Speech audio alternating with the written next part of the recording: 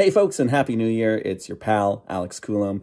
Jacob's been traveling a lot, so we have not had time to record an Unreal Engine unofficial podcast episode yet this year, but fear not, we thought we'd release a little fun cross-promotional episode. My good pal, Michelle Obayda, just did an episode with me for her new podcast, Inflection Point, which I encourage you all to go and subscribe to on Spotify and YouTube and all those fun places. And we had a great chat, and it covered enough of the Unreal Engine side of my life with some other bonus content sprinkled in that we thought our unofficial Unreal Engine podcast listeners might enjoy it. So please enjoy.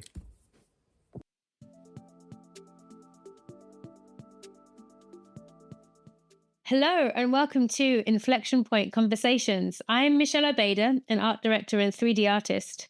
In this podcast series, I'll be interviewing experts in the fields of art, architecture, and visualization. Together, we'll take a deep dive into the disruptive topics that have reached an inflection point in our industry. If you are enjoying this podcast, please take a moment to like, rate, and subscribe. You can also comment and give feedback. I would love to reach more people and grow this amazing community. Okay, let's get to it. Today, I'm talking with Alex Coulomb. Alex is an architect turned X-architect, as in VR, AR, XR, crafting virtual environments and the spectacles within. Since 2016, he's run the New York-based XR creative studio Agile Lens, with an eye towards using emerging technology to craft new forms of narrative. He's worked with clients such as Epic Games, Intel, Samsung, NVIDIA, and many more. And he's worked on projects such as The Shed at Hudson Yards, Christmas Carol VR, and the Four Seasons private residences Lake Austin, which I'd love to talk to you about. Welcome, Alex. Thank you so much, Michelle. It's a pleasure to be here. Yeah, it's great to have you on the podcast, and I'm very much looking forward to asking you all the questions and picking your brains. All the questions. All the questions. Let's jump into it. So, you've been visualizing 3D spaces in real-time engines for many years now. What got you interested in Unreal Engine? Ooh, well, let's back up a little more even to just real-time engines in the first place, because I want to say that this all came from a place of deep insecurity. When I first got accepted to architecture school at Syracuse, it was very much on an art portfolio of like charcoal sketches and things that were like very, rough and gestural. And so in my first year in architecture school, when I wasn't allowed to touch a computer, I was like, oh, I don't know how clean my drawings can be. And I did have a professor who called me Pigpen because like all my drawings would have like little smudges and all my study models would have little bits of super glue. And I was grateful for that first year and kind of the embodied tactility that came from learning to do everything by hand. But that second year, when I was finally given access to a computer, I very quickly was like, this is the only way I'm going to be able to express all these crazy ideas in my head. I'm not going to be able to do it with hand drawing or with little physical models. It's going to be through these 3D applications. So, I jumped really quickly into learning Rhino and 3ds Max and programs like that. But I did feel a limitation pretty quickly in what I could convey just through flat renders and even animation. So then, as someone who'd played video games and I was like, oh, can I do like, Falling Water and Half-Life and things like that? I was looking for any way that I could start to give someone that interactive experience of kind of finding themselves, in a foyer and kind of moving through a space at will and being able to kind of understand where people are drawn and what they want to look at and that more natural human behavior inside an architectural space. So the first two real-time engines I used, one was called Quest 3D, funnily enough, and the other one was called Aspirient, and they were very hard to work with, but it still allowed me to create these interactive experiences, which I absolutely loved. So then coming out of architecture school and getting started with virtual reality, I was in Unity.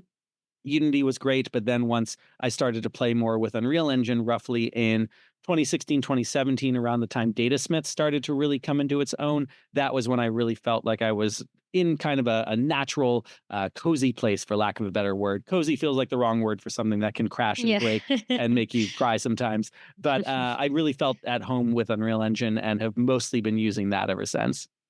Yeah, it's great. It feels like a place that you live in. I think I understand what you mean by cozy. It also definitely seems like seeing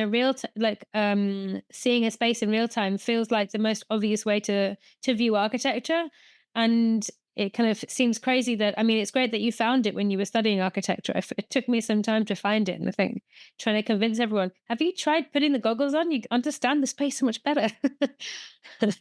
Yeah, all of um, that comes so much from necessity. Like the first time we started using virtual reality in 2013, it was out of this deep frustration of trying to show clients. At the time, I was working at Fisher Dax Associates Theater Planning and Design, and we're showing all these theater views and trying to be like, here's 4 different versions of what this seat might look like, depending on some different design options.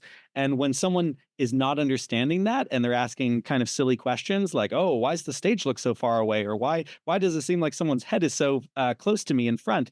It became such a nice pleasure to be able to be like, just no questions, just put this on, take a look around, and now they've got it. So it yeah. really was like a deep breath of fresh air to have that Yeah. be a tool for us. Yeah. The easiest way to understand space, right? Yeah. Have you always been a big lover of new technology, Yes, I latest have. technology? Yeah, I mean, I remember going back to like, first having my early computers. I had a Macintosh in 1995 and was always trying to figure out how I could like create my own games and comic books and use whatever kind of free software came with it. We had a Gateway 2000, which had um, uh, what was it, like Milkshaped 3D? There were like these little 3D modeling programs.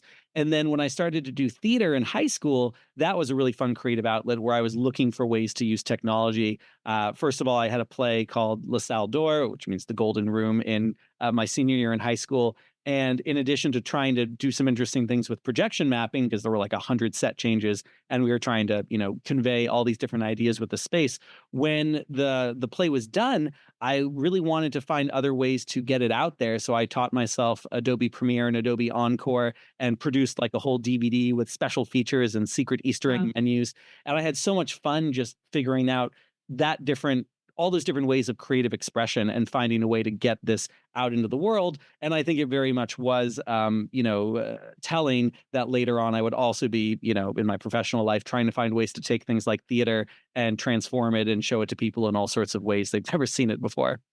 Yeah, I can tell your enthusiasm is bubbling. Like I can imagine that you're always like looking for new stuff. Do you ever find it difficult to keep up with the latest Oh, stuff? yeah, it's a tidal wave. There's no way to keep up with it all. I mean, I literally on my desk here, let's just point to a few things that I am so eager to play with and have not had time yet. This is the Vive Ultimate Tracker from HTC, which is a standalone inside out tracking puck that doesn't require base stations. I could Oh spend a wow. week messing with this and have a ton of fun. This is attached to the Bifrost Pulse haptic gloves, which have these great little things where if I were to put this on, I could actually simulate the sensation of like grabbing something and not being able to, close my hand around it because there's resistance. Yeah, I've got controllers, other headsets. There's a Vario XR3 here, and there's just no time. So all I can do is try to keep up with it as much as I can, use it whenever I can, and to try to build it into client work. Because genuinely, the only 2 times that I will actually learn something to my own satisfaction is if a client demands it or if I need to teach it. Because then you need to make sure that other people understand what it is. That's why I'm grateful to be running a XR Creative Studio and to be doing so much teaching these days. Is it forces me to do the things that I want to find time for anyway. The same thing's going to happen with the Apple Vision Pro. I'm sure we're going to get that in, and I'm going to want to spend 15 hours a day with it, and maybe I'll get like 30 minutes a day. We'll see. Yeah. Tell me about the XR Agile Lens, your creative studio. Exactly what is it? So you're kind of consulting to different companies on what kind of technologies that they might be using, or can you tell me about it? Yeah, it's always been hard to describe Agile Lens because it's evolved so much since it was founded. The original conception was, well, hey, when I was working at Fisher Dax Associates, I was very much like the VR guru who was trying to find all these ways to pre-visualize and show design options and figure out all these things about the architecture spaces before they were actually going to be built. And we thought, well, Agile Lens will do that, but just for things besides theaters and other architecture firms and other real estate companies. But then it very quickly became a thing where it's like, oh, Samsung wants us to build an app for streaming 360 virtual concerts, and Intel wants this big stadium experience inside Unreal. And it started to become like all these tech prototypes, and then we got to a point where it's like, well, maybe we can also do projects that don't need to exist in the real world, and they, rather than just prevising things for the real world, we can really focus on the affordances of being virtual, and we can make virtual architecture and virtual live shows and theater. So the easiest way for me to describe AgileLens nowadays is a XR SWAT team. Like, we're a group of problem solving nerds that get brought into very complex projects that usually start off with like a, is this possible? And us kind of being like, we're going to make it possible, and figuring it out as we go. Yeah, that's great. You're an authorized Unreal Engine instructor. So tell me why you love being an educator. I know that you love it. I think you're great at explaining stuff. Oh, thank you. That's very kind of you, Michelle. Yeah, I love teaching. Like, I'm so passionate, as you know, about this space. And it is such a great joy to see someone who has a creative spark. They have something inside them that they want to communicate to the world, whether, it's art, architecture, any kind of design, or live performance, whatever. And they just lack the tools to convey it properly. And so to help give them those tools and then see them go out and create beautiful work, there's really nothing more satisfying than that. I became an Unreal Engine authorized instructor kind of on a lark, like during the pandemic. Someone was like, oh, hey, anyone who's got a little bit of free time, fill out, this survey and do this quiz and teach a couple test courses. And you can get like this nice badge that you can put in your emails to say, I'm an Unreal Engine authorized instructor, and you look very important. And what happened was I did all that. And then very quickly after, I got contacted by Epic Games being like, hey, we really like the test courses you taught. Would you like to help us create new courses and also teach some of our like favoritist clients? And that was like a really nice surprise, because I, obviously kept running my XR creative studio, but then almost was living this double life, helping out Epic as much as possible and really getting a nice peek behind the curtain, especially as an independent contractor. And what actually ended up happening with that was, after teaching, I don't know, 300 different courses and creating 20 or so, I got to a point where I felt like I was so proud of what I was making and teaching, but it was frustrating that it was all behind this kind of wall of the clients that Epic wanted me to teach. And I managed to get a little bit of that out at Unreal Fest in 2022, where I took an intro to VR course I had developed, and I got permission to give that as like a 2-hour talk. And so it was like, okay, finally, we're getting like some of this information out into the public, and that's up on YouTube for anyone who wants to see it. And that felt good. But eventually I told someone over at Epic, like, isn't there any way that I can teach these courses to regular people? And they're like, yeah, you just have to be an authorized training center. And I was like, oh, how do I become an authorized training center? And they're like, oh, you fill out this form and we'll get back to you. And then like 2 days later, I had the first Unreal Engine authorized training center in all of Manhattan. So I'd like to say it is the best place to learn Unreal Engine in all of New York City.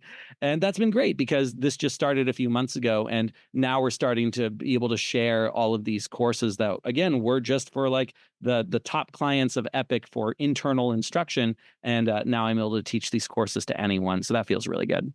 That's awesome. Yeah, I should definitely send me the link, and I'll put the link in the notes as well. Yeah. Do you feel like you get something out of teaching people, like as well as just what you're giving? Yeah, I mean, it is absolutely an excuse to learn new things, and also to retain things. Like, I can't tell you how many times I will learn a workflow or a setup for something, and then I will forget it like a week later. Even it's you can only pack so many things in your head, and at the rate that something like Unreal Engine is constantly evolving and changing, there's so much there. So, in addition to teaching, the other thing I try to do as much as possible is like post in forums and make YouTube videos and do all these things that create kind of a record, because I'm a little embarrassed to say this, but there are a lot of times when, in order to understand a workflow, I will go watch my own video from like 6 months ago and follow along and be like, "Oh yes, good job, Alex. That's a good way to teach that," because I like genuinely can't remember it at all. And it's funny when it happens with like a forum post where I'm just searching the internet for like, how do you debug this particular blueprint, and then I will find a forum post where I had answered that question for someone else. So it all feels like a what goes around comes around, karma, circle of life kind of thing. And certainly whenever I am actively teaching a course or subject matter, it just tends to stick a little bit longer. And always the thing I like about teaching live instead of just doing YouTube videos is every single class there is at least one moment where someone in the class teaches me something. They volunteer like, "Oh, actually, did you know there's a better way to do that thing?" And I go, "Oh my God, I didn't." Or someone asks for like a little bit of a detour, and you go down this other path and you start to discover other new things. So the improvisational nature of that is really exciting. Yeah, I can imagine also, finding people who have slightly different experience to you and asking, especially with real time, I feel like, and like kind of VR and AR and XR stuff, people have slightly different challenges that you haven't never tackled before. Do you find them a bit like a puzzle that you want to solve? Yeah, and a cool thing about Unreal Engine 2 is because it is so deep and wide and vast and whatever, anyone can kind of become a subject matter expert in anything they want fairly quick. If you decide like I want to be the foremost expert on Unreal Engine Niagara particle simulations in AR for medical applications, like as soon as you have kind of like three categories you're trying to combine, you could probably become like the best at that in the world in maybe a week if you like really went down that rabbit hole. Now, the only problem is because of how quickly you become the top expert in this thing, you very quickly run out of people to ask for help. And that can certainly be a challenge when you're like, oh, I'm in a weird territory that no one has been in before. But it's all very fun, and it's so satisfying when you do feel like you've hit on something that is a little pioneering and no one has quite tried before. I spend a lot of time thinking about and watching a great documentary called Light and Magic about the early days of industrial light and magic and how much it just felt like everyone was trying stuff out and seeing if it worked, and some of it did and some of it didn't. And I try to stay in that headspace as much as possible, where everything is always new and exciting, and where we don't know going into something what the result will be. Yeah, it's Mm. scary and it's surprising, but we always seem to take some kind of pleasure out of it. Yeah, I think it's a great attitude to have, especially in our industry. I think almost everyone that I know who has learned some new tool, which is pretty much everyone, has relied on videos that someone's put up on YouTube, and you just think, what angels have just decided to put up in a video for free to teach me something? And that's everything that I've learned in the past like 20 plus years has been, like, how I'm stuck on this thing. How do I do this thing? And someone's got a video, and like, how great is that? Like, so I mean, from everyone on the internet, like, thanks for being one of those people who put your energies out there. Um, do you think architectural design and visualization is going in the direction of real time? I know that you saw the potential from the beginning, but have you noticed a trend in other people doing the same? Yes, for sure. I mean, certainly the one of the golden eggs, that's not really the right thing, but one of the golden eggs of architectural design and visualization is, how close can you get to what this building is going to look like before it's actually under construction? And, for many, many years, we've relied on render farms and getting like very nice V-Ray renders that really hit on that level of photorealism. And the fact of the matter is, we're getting closer and closer to being able to achieve that level of quality in real time. Even nowadays in Unreal Engine, at any given moment, you can turn on the path tracer, and the path tracer is going to give you kind of this ground truth reference with full ray tracing on for what everything is going to look like. And it's still not real time, so you wouldn't necessarily turn that on all the time. You might use it to render out some stills, but it's useful because at any given moment, inevitably you're using some tricks when you're trying to optimize for real time, but to be able to keep going back and forth between whatever you're looking at in the engine and then what that ground truth reference looks like, you can get closer and closer to it. So you start to notice like, oh, the GI is a little bit weird in this corner. I'm just going to bring like a little invisible point light over there and, have it on one lighting channel. And it's just going to get it closer to how things look, because it's not necessarily that you need to chase photorealism, like what it actually looks like in the real world, but it needs to be consistent within its own space. And that's the other thing I try to make sure people understand coming into these new tools. It's like, if you're a photographer, if you're an artist, if you understand composition and rule of thirds and the golden ratio or whatever, all these kinds of things, like, it's not going to be very long before you're creating something that looks really amazing in something like Unreal Engine, because it's all still based on those principles. Tell me about your VR theater shows. I mean, they seem really fantastic, and I've seen a bunch of stills, and I would love to see one at some point. But you had the Christmas Carol Yeah. one recently, and I saw that you've had quite a few now for the last couple of years. You've been put. How did that start? Did that start during the pandemic? Not really, actually. No, we can go back to 2018 or even before that, just to give a little bit of like an origin story for it. When I was studying abroad in London, both architecture and theater back in 2008, I had this incredible theater professor who had all these connections across London. And we went to like, 2 to 3 shows per week, the entire semester. There were dance and opera and straight theater and musicals and concert performances. And he always got us into the first like 2 or 3 rows, which was incredible because these are world-class performers at the top of their game. And I had never understood up to that point what a difference it makes to be close to someone who's like sweating and like pouring their heart into something. It doesn't read as well when you're in the nosebleed seats. And so I came away from that semester being like, that was amazing. I will never have an experience like that again for the rest of my life. Many people in the world will never have that experience even once. Is there any way technology could start to democratize that and give more people that kind of sensation? So, 2008, when I was using any kind of AR or VR, but when I did start to play with that, and I started to mess with like putting, animations, even stock animations of characters on the stage and getting up really close to them in virtual reality, it was like, well, there's something compelling about this. And the fact that you could have, in theory, infinite people doing this, and you can have a live show and that could be live mocap. We started to do more of those explorations. So in 2018, I was at a conference in Boston with Philip Rosedale, who was the founder of Second Life, and he had a platform called High Fidelity, which was kind of like a social VR version of Second Life. And now we have VR Chat and Rec Room and some of these other worlds that are similar.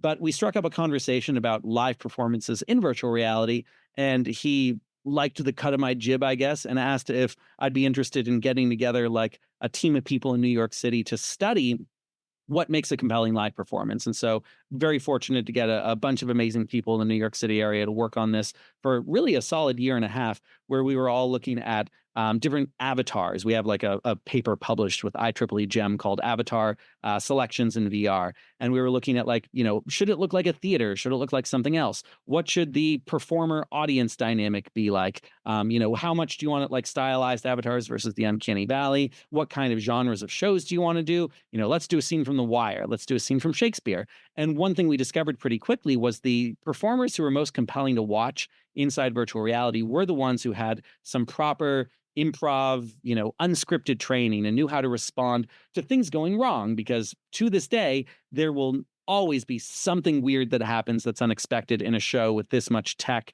and these many potential points of failure. So the most important thing is that the people who are putting on the show and entertaining the audience have ways of responding to that and making light of it and having a sense of, the show must go on.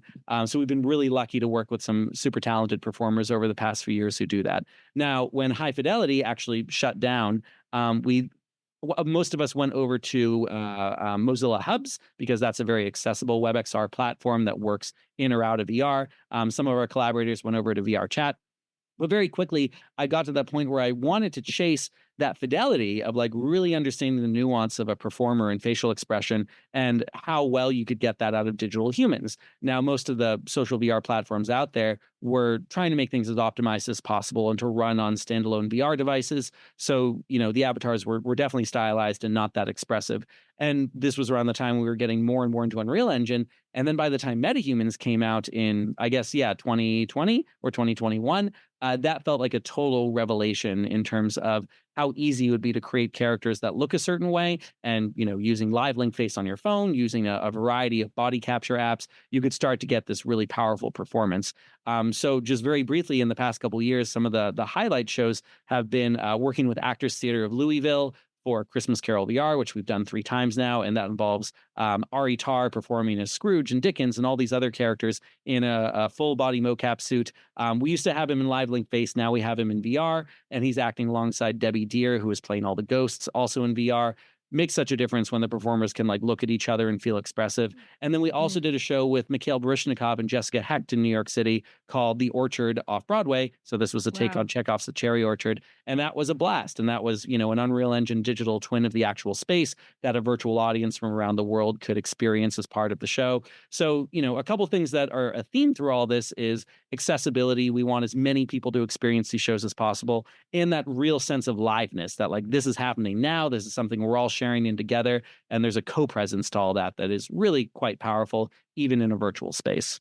Yeah, and this is happening solely virtually. So, are there actual people sitting in the audience as well, or is it? So great question. So for The Orchard off Broadway and the first production of Christmas Carol in 2021, those did have physical theaters with physical performances. Then Actors Theater very kindly let us kind of go wild with the VR script. So for the past 2 years of doing Christmas Carol VR, that's been, our actors performing out of their homes, no physical venue besides the fact that we premiered Christmas Carol this year at Filmgate Miami. So there was kind of like a little in-person premiere. But for the most part, this is all audience members at home in a VR headset or on their computers or watching a cinematic live stream on YouTube.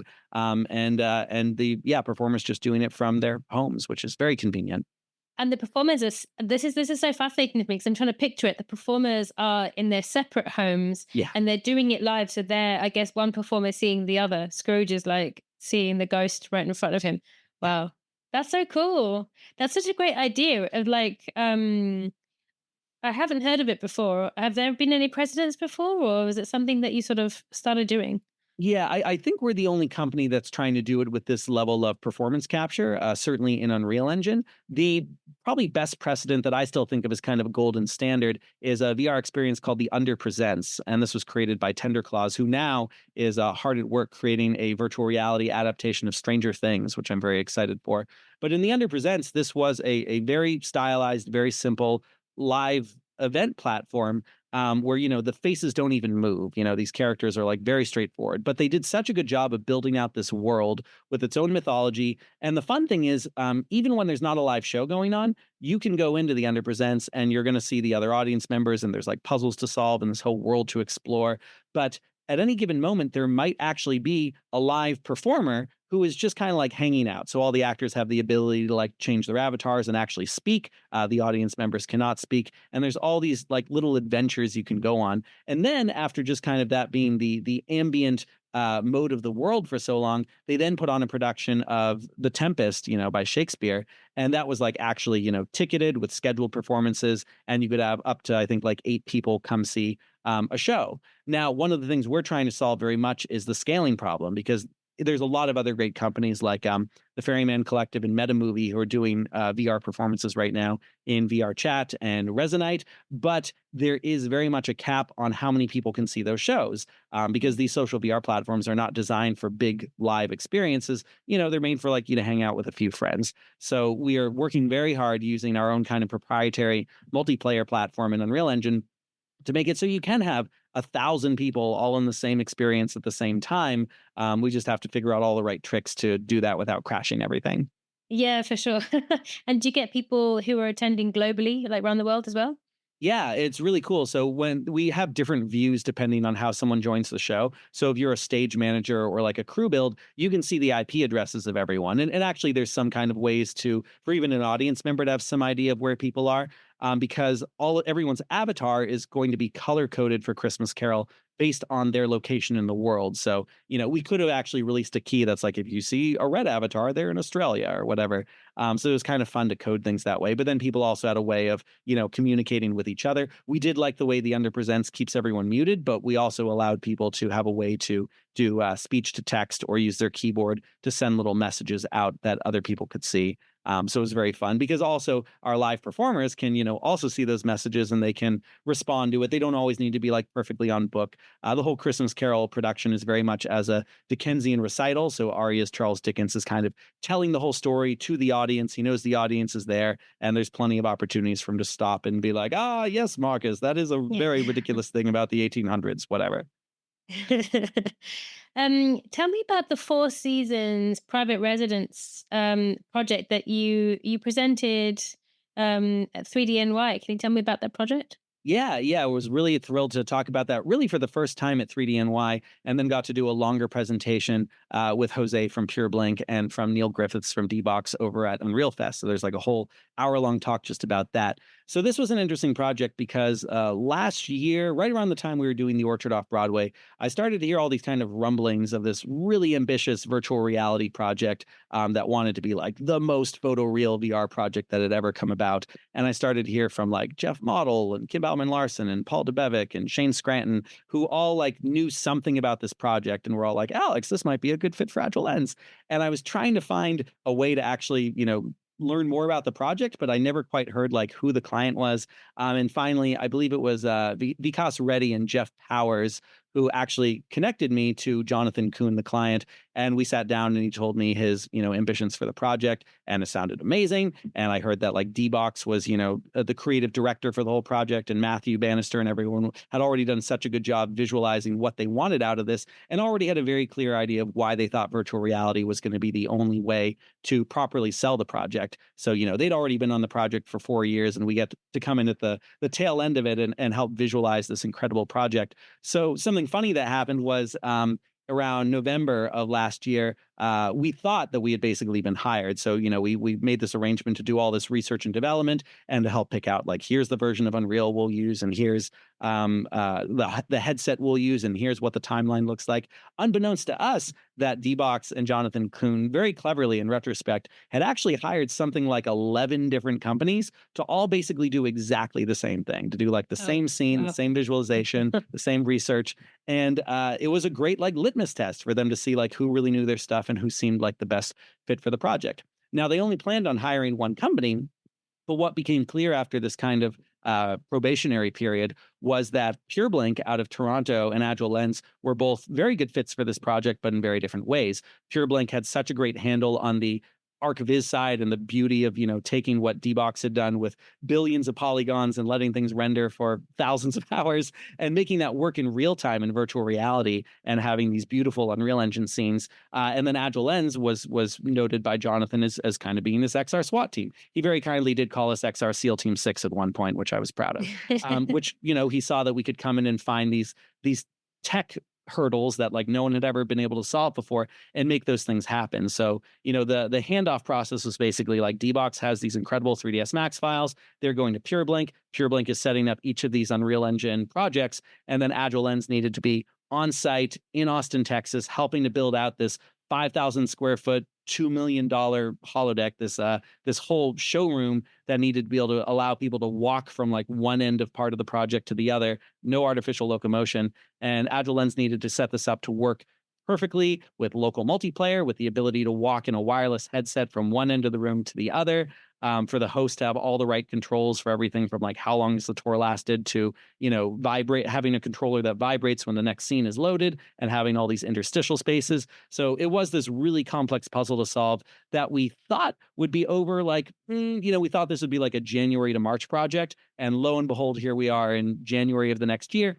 And we're still working on it. Not quite at the pace we were of a year ago, but there's still, plenty of exciting problems to solve because Jonathan, being the very discerning client he is, sees all the ways that these things can continually be improved. And part of it is just, stuff that takes a while to develop. And some of it is there's new headsets coming out, there's new hardware, there's new software, there's new potential ways of tracking headsets in the environment. Right now, all the local multiplayer is handled by OptiTrack, which is a very complex system, usually used for motion capture. And instead, we are starting to look at things like, these all-in-one trackers, like maybe we can put one of these on each of the headsets, and that will be accurate enough to know where everyone is at any given moment. But it's been quite a process, and we're definitely proud of all the teams and everyone who's been involved with this, and would love to be able to find more opportunities going back to education to kind of share the wealth of knowledge that we've all learned trying to make this project look and feel as good as possible. Yeah. Is it still a showroom that's in Austin at the moment? And is it open to the public or no? Yeah, it's not really open to the public. You do need kind of a special invite to be able to get into there. We were able to get Elizabeth Stark over, which was great. But it is kind of like you have to know someone, or you need to be, a prospective client, noting that the cheapest residences at the Four Seasons private residences like Austin is $4 million. And that goes all the way up to the super penthouse, which is $50 million.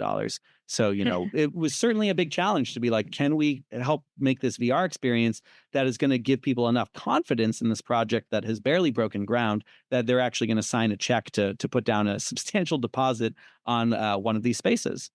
Right. And I guess they'll keep it there live until they fill the spaces. Is that the idea? Yeah, I mean, one thing that I could talk about for an hour is all the challenges that came from the fact that this 5,000 square foot showroom is in a tent. It's not really in a building, and that causes all sorts of problems with, wind. It's up at the top of a cliff.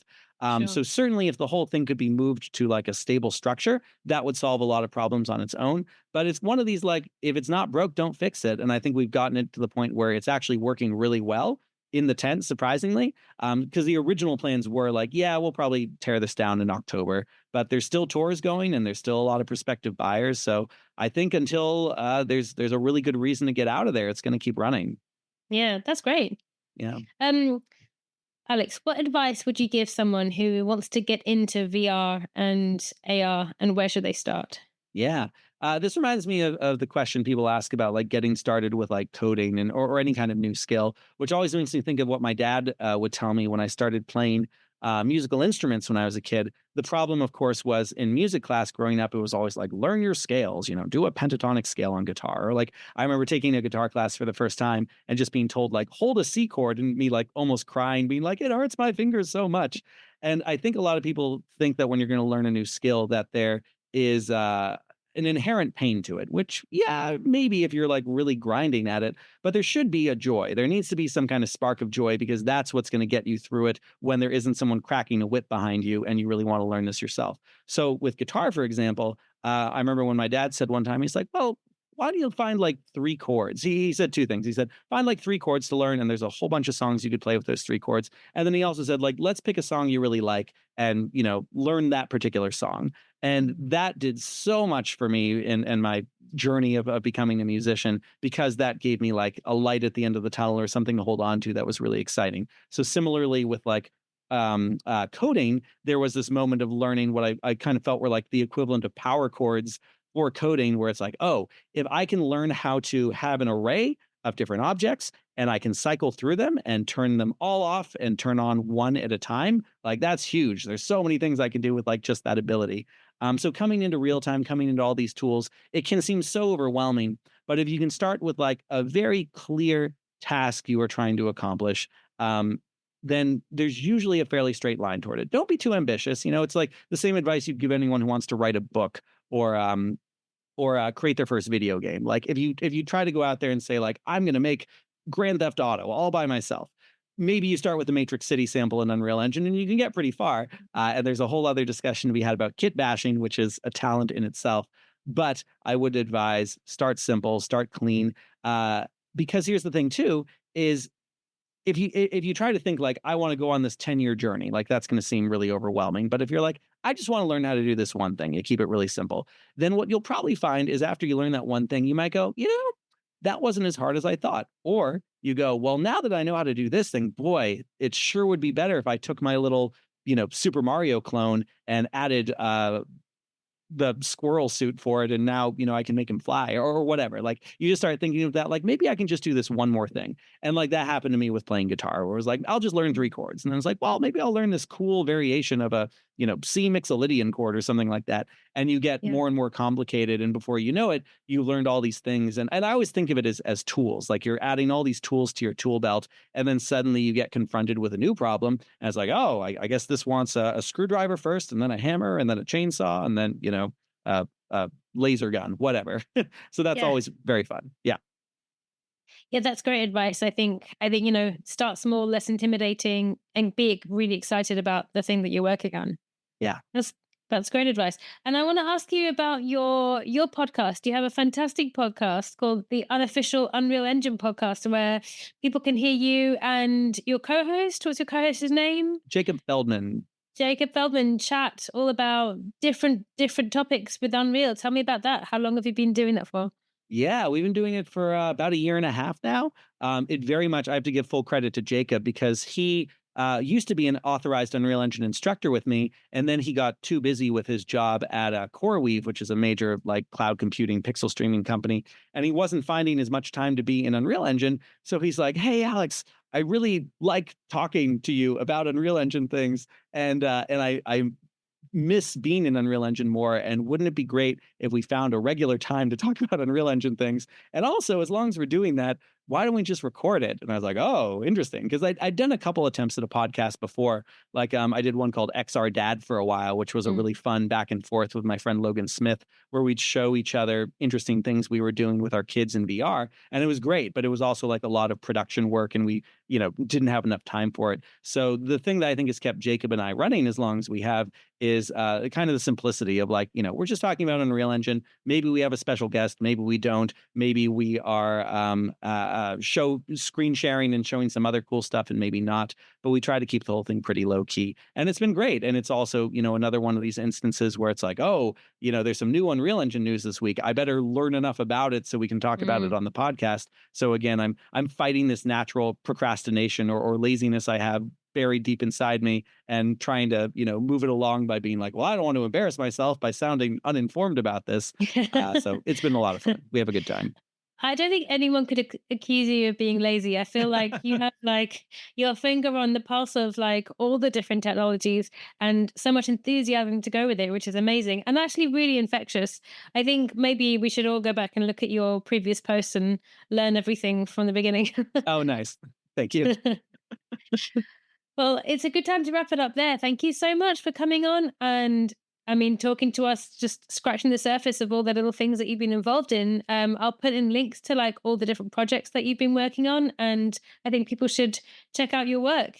Yeah, thank you so much, Michelle. And just for anyone who's like, I'm not going to go look at links, I'm just going to listen to the audio. Some key things would be agilelens.com. On Twitter and YouTube, I'm at iBrews, IBREWS. My Unreal Engine authorized training center for New York City is at alexcoulombepresents.com. Good luck spelling my last name. You have to at least see that in the show notes. And I love having these kinds of conversations. If anyone ever wants to reach out and chat about any of the wonderful myriad of topics Michelle and I have covered today, always happy to do so. So thanks again, Michelle. This was very fun. Brilliant. Thank you so much, Alex. That's great.